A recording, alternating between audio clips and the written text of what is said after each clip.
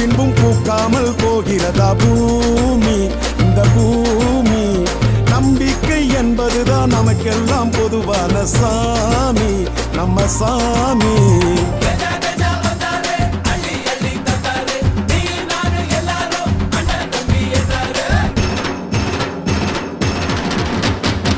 ஊருக்கு முதல் வணக்கம், உண்மைக்கு தலை வணக்கம், உழைக்கும் மக்களுக்கு எனது வணக்கம். நம்பிக்கை ஒன்று போதும்டா, எதிர்காலம் ஒன்று பூக்கச் செய்யலாம்.